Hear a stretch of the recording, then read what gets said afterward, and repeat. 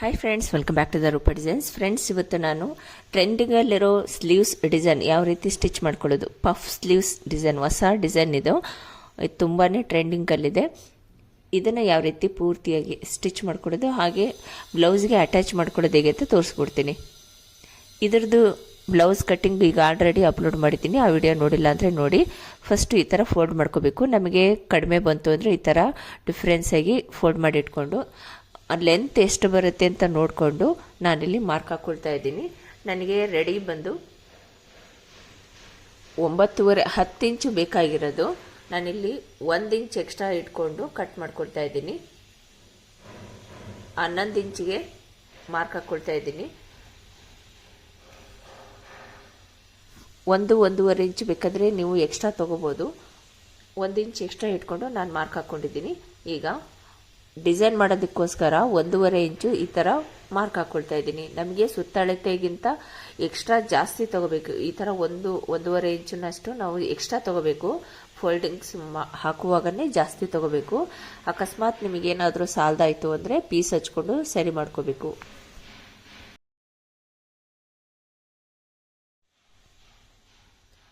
ಇಲ್ಲಿ ನಾನು ಒಂದು ಕಡಿಮೆ ಇದೆಯಲ್ಲ ಬಟ್ಟೆನ, ಅದನ್ನು ಜಾಯಿಂಟ್ ಮಾಡ್ಕೊಳ್ತೀನಿ. ಅದನ್ನು ಯಾವ ರೀತಿ ಸ್ಟಿಚ್ ಮಾಡ್ಕೊಂಡು ರೆಡಿ ಮಾಡ್ಕೊಳ್ತೀನಿ ಅಂತ ನಾನು ಸ್ಟಿಚ್ ಮಾಡುವಾಗ ತೋರಿಸ್ಕೊಡ್ತೀನಿ. ಇಲ್ಲಿ ನಾನು ತೋಳಿಂದು ಡೌನು 3 ಇಂಚು ಮಾರ್ಕ್ ಹಾಕ್ಕೊಳ್ತಾ ಇದ್ದೀನಿ. ನೀವು 3.5 ಬೇಕಂದರೆ ಮಾಡ್ಕೋಬೋದು. ನಾನಿಲ್ಲಿ 3 ಇಂಚ್ ಮಾಡ್ಕೊಳ್ತಾ ಇದ್ದೀನಿ. ಆರ್ಮೋಲ್ ಸುತ್ತಳತೆ ಎಷ್ಟು ಬೇಕಾಗುತ್ತೆ ಅಂತ ನೋಡ್ಕೋಬೇಕು. ನಾನಿಲ್ಲಿ 8.5 ಬೇಕಾಗುತ್ತೆ. 8.5ಗೆ ಮಾರ್ಕ್ ಹಾಕ್ಕೊಳ್ತಾ ಇದ್ದೀನಿ. ಈ ಥರ ಶೇಪನ್ನು ಕೊಡ್ಕೋಬೇಕು. ಈ ಪಾಯಿಂಟಿಂದ ಈ ಥರ ಒಂದು ಲೈನನ್ನು ಹಾಕ್ಕೊಳ್ತಾ ಇದ್ದೀನಿ. ಏಕೆಂದರೆ ನಾನು ಇಲ್ಲಿ ಪೀಸ್ನ ಜಾಯಿಂಟ್ ಮಾಡ್ಕೋಬೇಕು. ಮುಂಭಾಗದ ಶೇಪನ್ನು ನಾನು ಸ್ಟಿಚ್ ಮಾಡುವಾಗ ಶೇಪ್ ತೆಗೆದುಬಿಟ್ಟು ಸ್ಟಿಚ್ ಮಾಡ್ಕೊಳ್ತೀನಿ. ಈ ಪಾಯಿಂಟಿಂದ 6.5ಗೆ ತೋಳಿನ ಸುತ್ತಳತೆ 6.5 ಪಾಯಿಂಟ್ ಹಾಕ್ಕೊಂಡಿದ್ದೀನಿ. ಎಷ್ಟು ಬರುತ್ತೆ ಅದರಲ್ಲೇ ಅರ್ಧ. ಇದು ಸೈಡಲ್ಲಿ ನಾನು 1.5 ಇಂಚಿನಷ್ಟು ಎಕ್ಸ್ಟ್ರಾ ಮಾರ್ಜಿನ್ ತೊಗೊಂಡಿದ್ದೀನಿ. ಇಲ್ಲಿ ಮೇಲ್ಗಡೆ ಡಿಸೈನ್ ಮಾಡೋದಕ್ಕೋಸ್ಕರ 1 ಇಂಚ್ ಎಕ್ಸ್ಟ್ರಾ ತೊಗೊಂಡು ಮಾರ್ಕ್ ಹಾಕ್ಕೊಳ್ತಾ ಇದ್ದೀನಿ. ಈಗ ಇದೇ ಇದಕ್ಕೆ ಶೇಪ್ ತೆಗ್ದಿದ್ದೀವಲ್ಲ, ಇಲ್ಲಿಗೇನೆ ಜಾಯಿಂಟ್ ಮಾಡ್ಕೋಬೇಕು. ಈ ಥರ ನಾನು ಮುಂಭಾಗದ್ದು ಶೇಪು ತೆಗ್ದಿಲ್ಲ ಫ್ರೆಂಡ್ಸ್. ಇಲ್ಲಿ ಪೀಸ್ ಜಾಯಿಂಟ್ ಮಾಡ್ಕೊಂಡಿದ್ದಾದ್ಮೇಲೆ ನಾನು ಮುಂಭಾಗದ್ದು ಶೇಪ್ ತೆಗಿತೀನಿ. ಈಗ ಪೂರ್ತಿಯಾಗಿ ಕಟ್ ಮಾಡ್ಕೊಳ್ಳೋಣ. ಹಾಗೆ ಯಾವ ರೀತಿ ಡಿಸೈನ್ ಮಾಡೋದು ಅಂತ ತೋರಿಸ್ಕೊಡ್ತೀನಿ.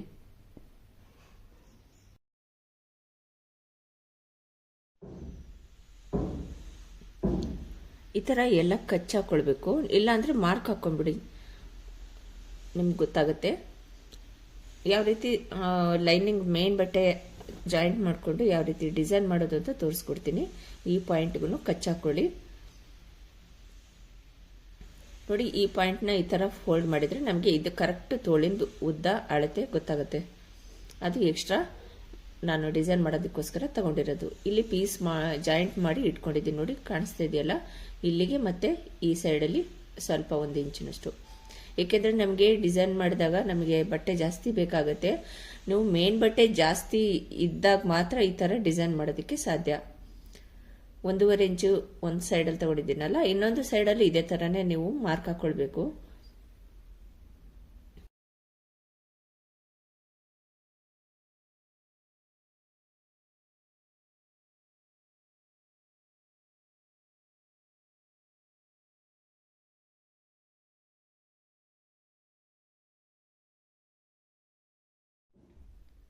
ಈಗ ನಾನು ಇಲ್ಲಿ ಮೇನ್ ಬಟ್ಟೆನ ಸೀದಾ ಬಟ್ಟೆ ಮೇಲೆ ಸೀದಾನೇ ಹಾಕ್ಕೊಳ್ತಾ ಇದ್ದೀನಿ. ನಾನು ಸ್ಟಿಚ್ ಮಾಡುವಾಗ ಯಾವುದೇ ರೀತಿ ಉಲ್ಟಾ ಮಾಡ್ಕೊಳ್ತಾ ಇಲ್ಲ. ಇದು ಯಾವ ರೀತಿ ಇರುತ್ತೋ ಅದೇ ಇದನ್ನೇ ಪೂರ್ತಿ ಔಟ್ಲೈನ್ ಪೂರ್ತಿಯಾಗಿ ಸ್ಟಿಚ್ ಮಾಡ್ಕೊಳ್ತೀನಿ.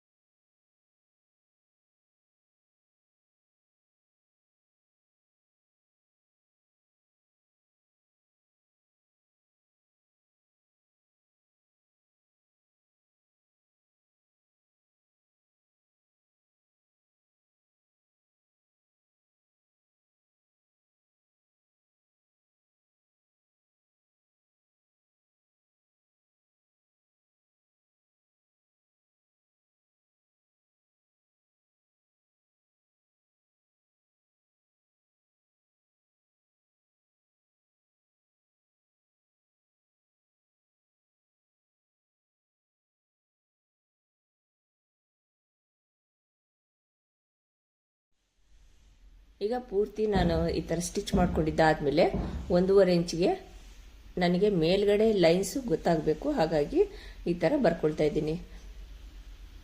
ಈ ಥರ ಬರ್ಕೊಂಡ್ರೇ ನಿಮಗೆ ಗೊತ್ತಾಗೋದು, ಒಳಗಡೆದು ಲೈನಿಂಗ್ ಮೇಲೆ ಹಾಕಿರೋ ಲೈನ್ಸು ಗೊತ್ತಾಗಲ್ಲ. ಈ ಥರ ಮೇಲ್ಗಡೆ ಮೇನ್ ಬಟ್ಟೆ ಮೇಲ್ಗಡೆನೆ ಹಾಕೊಳ್ಬೇಕು. 2 ಸೈಡಲ್ಲೂ ಇದೇ ಥರನೇ ಬರ್ಕೋಬೇಕು.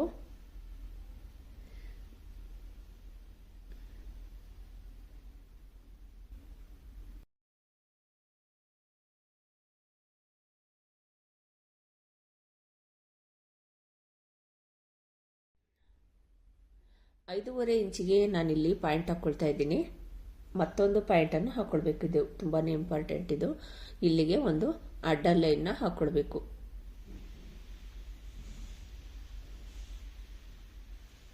ಈಗ ಡಿಸೈನ್ ಮಾಡೋದಕ್ಕೆ ನಾನು ಥರ್ಮೋಕೋಲ್ ಬಾಲ್ಸ್ ಇರುತ್ತೆ, ಅದನ್ನು ತಗೊಂಡಿದ್ದೀನಿ. ನೀವು ಬೀಡ್ಸ್ ಬರುತ್ತಲ್ಲ, ಗಟ್ಟಿ ಬೀಡ್ಸ್, ಅದನ್ನು ಬೇಕಂದ್ರೆ ತಗೋಬಹುದು. ಈತ ದಾರದಿಂದ ನಾವು ಕಟ್ ಮಾಡ್ಕೊಳ್ತಾ ಇದ್ದೇವೆ. ಪೂರ್ತಿಯಾಗಿ ಟೈಟಾಗಿ ಕಟ್ಬಿಟ್ಟು ಎಷ್ಟು ಬೇಕೋ ಅಷ್ಟು ಬಟ್ಟೆನ ಕಟ್ ಮಾಡ್ಕೋಬೇಕು.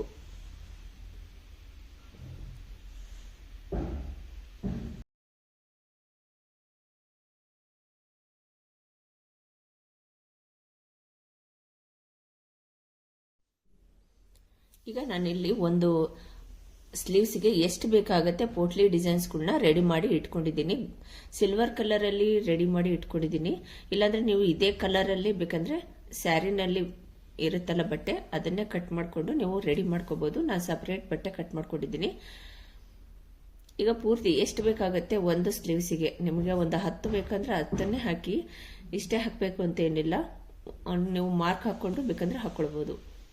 ಈ ತರ ಪೂರ್ತಿ ಸ್ಟಿಚ್ ಮಾಡ್ಕೊಂಡಿದ್ದಾದ್ಮೇಲೆ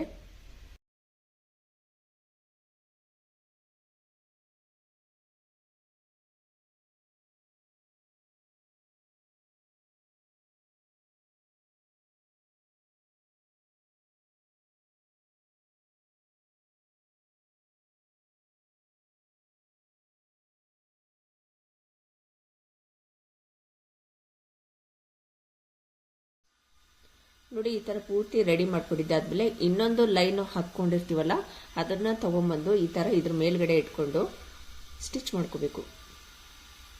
ಈ ತರ ಇನ್ನೊಂದು ಲೈನ್ ಹಾಕೊಂಡಿರ್ತೀವಲ್ಲ, ಕರೆಕ್ಟಾಗಿ ಅಲ್ಲಿಗೆನೆ ಫೋಲ್ಡ್ ಮಾಡಿಬಿಟ್ಟು ಈ ತರ ಸ್ಟಿಚ್ ಮಾಡ್ಕೋಬೇಕು. 2 ಸಾರಿ ಸ್ಟಿಚ್ ಮಾಡ್ಕೊಡಿ.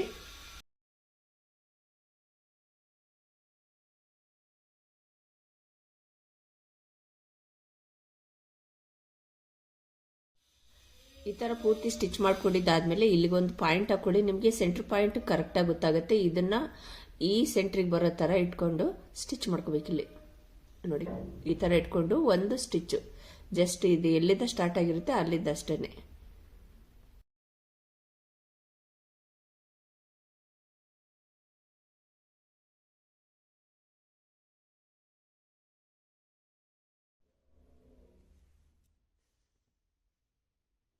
ಈಗ ತೋಳಿನ ಮೇಲ್ಭಾಗದಲ್ಲಿ 3 ಇಂಚು, ಒಂದು ಸೈಡ್ 3 ಇಂಚು, ಇನ್ನೊಂದು ಸೈಡ್ 3 ಇಂಚು ಪಾಯಿಂಟ್ ಹಾಕೊಳ್ಬೇಕು. ಈ ಪಾಯಿಂಟ್ ಇಂದ ಸ್ಟಾರ್ಟ್ ಮಾಡ್ಕೊಳ್ಳೋಣ. ಸಣ್ಣದಾಗಿ, ಎಷ್ಟು ಸಣ್ಣದಾಗಿ ಸಾಧ್ಯನೋ ಅಷ್ಟು ಸಣ್ಣದಾಗಿ ನೆರಿಗೆಗಳನ್ನ ಇಟ್ಕೊಂತ ಬರಬೇಕು. ಇಲ್ಲಿ 3 ಬಂದ್ರೆ 3 ಇಟ್ಕೊಳ್ಳಿ. ಒಂದು 5-6 ಬಂತು ಅಂದ್ರೆ 5-6 ಸ್ಟಿಚ್ ಅನ್ನ ಮಾಡ್ಕೋಬಹುದು ನೆರಿಗೆಗಳನ್ನ. ಈ ತರ ತುಂಬಾ ಚಿಕ್ಕ ಚಿಕ್ಕ ನೆರಿಗೆ ಹಿಡಿಬೇಕು, ತುಂಬಾ ಚೆನ್ನಾಗಿ ಕಾಣಿಸುತ್ತೆ ಅವಾಗ.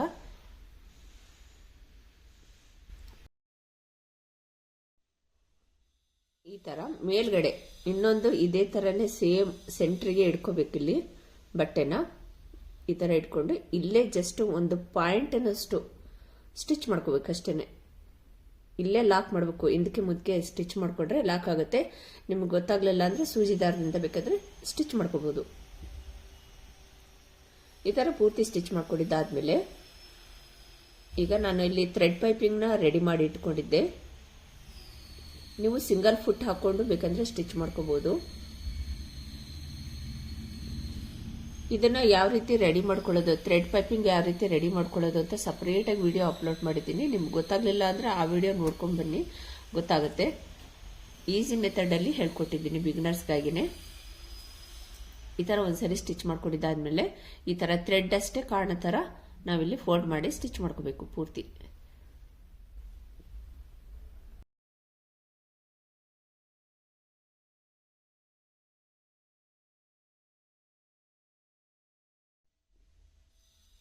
ಇಲ್ಲಿ ಫ್ರಂಟ್ ಮತ್ತೆ ಬ್ಯಾಕ್ ಅಂತಂದೇಳಿ ಬರ್ಕೋಬೇಕು. ಯಾವುದು ಫ್ರಂಟ್ ಅಲ್ಲಿ ಇರುತ್ತೆ ಅದನ್ನ ಶೇಪ್ ತೆಗಿಬೇಕು. ಇಲ್ಲಿ ಈ ತರ ಸ್ವಲ್ಪ ಶೇಪ್, ಕರೆಕ್ಟ್ ಶೇಪ್ ಬರೋ ತರ ತೆಗಿಬೇಕು, ಜಾಸ್ತಿ ಕಟ್ ಮಾಡ್ಕೋಬಾರ್ದು. ಈಗ ನಾನು ಬ್ಲೌಸ್ ನ ಪೂರ್ತಿ ಸ್ಟಿಚ್ ಮಾಡಿ ಇಟ್ಕೊಂಡಿದ್ದೀನಿ. ಇದಕ್ಕೆ ಇಲ್ಲಿ ಸ್ಟಿಚ್ ಮಾಡ್ತಾ ಇದ್ದೀನಿ ನೋಡಿ, ಶೋಲ್ಡರ್ ಹತ್ರ. ಇದು ಫ್ರಂಟ್ಗೆನೆ ಬರಬೇಕು. ಈ ತರ ಬರ್ಕೊಂಡಿರ್ತೀವಲ್ಲ, ಫ್ರಂಟ್ ಶೇಪ್ ತೆಗೆದು ಆ ಫ್ರಂಟ್ ಪೋರ್ಷನ್ ಫ್ರಂಟಿಗೆನೆ ಬರೋ ತರ, ಬ್ಲೌಸಿನ ಮುಂಭಾಗಕ್ಕೆ ಬರೋ ತರ ಇಟ್ಕೊಂಡು ಈ ತರ ಪೂರ್ತಿಯಾಗಿ ಸ್ಟಿಚ್ ಮಾಡ್ಕೊಳ್ಳೋಣ. ಫ್ರೆಂಡ್ಸ್, ನಿಮಗೆ ಈ ಡಿಸೈನ್ ಇಷ್ಟ ಆಗಿದೆ ಅಂತ ಅನ್ಕೊಂಡಿದ್ದೀನಿ. ಲೈಕ್ ಮಾಡಿ, ನಿಮ್ಮ ಫ್ರೆಂಡ್ಸಿಗೆಲ್ಲರಿಗೂ ಶೇರ್ ಮಾಡಿ. ಇದೇ ತರ ಹೊಸ ಹೊಸ ಡಿಸೈನ್ಸ್ಗಳನ್ನ ತೋರಿಸ್ಕೊಡ್ತಾ ಇರ್ತೀನಿ. ಈಗ ಆಲ್ರೆಡಿ ನಾನು ಎಂಬ್ರಾಯ್ಡರಿ ಡಿಸೈನ್ ಮಾಡ್ಕೊಳ್ಳೋದು ಹೇಗೆ ಮಿಷನ್ ಅಲ್ಲಿಂದ ತೋರಿಸ್ಕೊಟ್ಟಿದ್ದೀನಿ. ಇದೇ ತರ ಸ್ಲೀವ್ಸ್ ಡಿಸೈನ್ಗಳನ್ನ ಸಹ ತೋರಿಸ್ಕೊಟ್ಟಿದ್ದೀನಿ. ನೋಡಿಲ್ಲ ಅಂದ್ರೆ ಪ್ಲೇ ಲಿಸ್ಟ್ ಅಲ್ಲಿ ನೋಡಿ, ಸಿಗುತ್ತೆ. ಬ್ಲೌಸ್ ಕಟಿಂಗ್ಗಳನ್ನ ತೋರಿಸ್ಕೊಟ್ಟಿದ್ದೀನಿ, ಎಲ್ಲ ಸೈಜಲ್ಲೂ ತೋರಿಸ್ಕೊಟ್ಟಿದ್ದೀನಿ.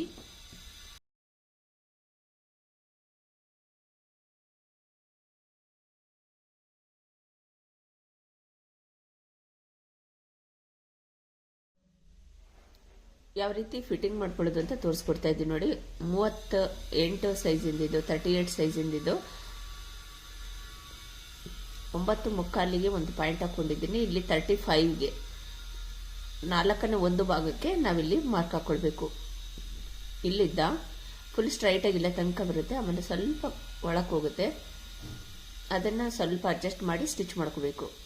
ಈಗ ಆಲ್ರೆಡಿ ಇಲ್ಲಿ ತೋಳಲ್ಲಿ ನಾನು ಕಟಿಂಗ್ ಮಾಡುವಾಗ ಮಾರ್ಕ್ ಹಾಕೊಂಡಿದ್ನಲ್ಲ, ಅದು ಕಟಿಂಗ್ ಇದೆ ನೋಡಿ. ಇಲ್ಲಿ 6ವರೆಗೆ ಪಾಯಿಂಟ್ ಹಾಕೊಂಡಿದ್ದೀನಿ. ನೀವು ಸ್ಟಿಚ್ ಮಾಡಿದ್ಮೇಲೆ ಲೂಸ್ ಅಂತ ಅನಿಸಿದ್ರೆ ಒಂದು ಎಕ್ಸ್ಟ್ರಾ ಇನ್ನೊಂದು ಸಾರಿ ಸ್ಟಿಚ್ ಮಾಡ್ಕೊಳ್ಳಿ, ಸರಿ ಹೋಗುತ್ತೆ.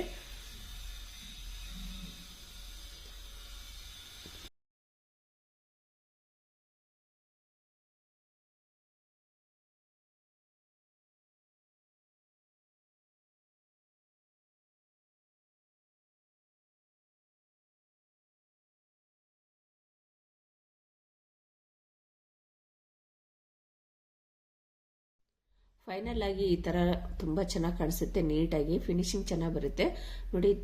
ಇದಂತೂ ಪಾರ್ಟಿ ವೇರ್ಗೆ, ರೇಷ್ಮೆ ಬ್ಲೌಸ್ಗಳಿಗೆ ಈ ತರ ತುಂಬಾ ಚೆನ್ನಾಗಿ ಕಾಣಿಸುತ್ತೆ. ನಿಮ್ಗೆ ಈ ಡಿಸೈನ್ ಇಷ್ಟ ಆಗಿದೆ ಅಂತ ಅನ್ಕೊಂಡಿದ್ದೀನಿ. ಲೈಕ್ ಮಾಡಿ, ಶೇರ್ ಮಾಡಿ, ಹಾಗೆ ಕಮೆಂಟ್ಸ್ ಮಾಡಿ. ಇದರದ್ದು ಕಟಿಂಗ್ ವಿಡಿಯೋ ಈಗ ಅಪ್ಲೋಡ್ ಮಾಡಿದ್ದೀನಿ, ನೋಡಿಲ್ಲ ಅಂದ್ರೆ ನೋಡಿ. Thank you for watching.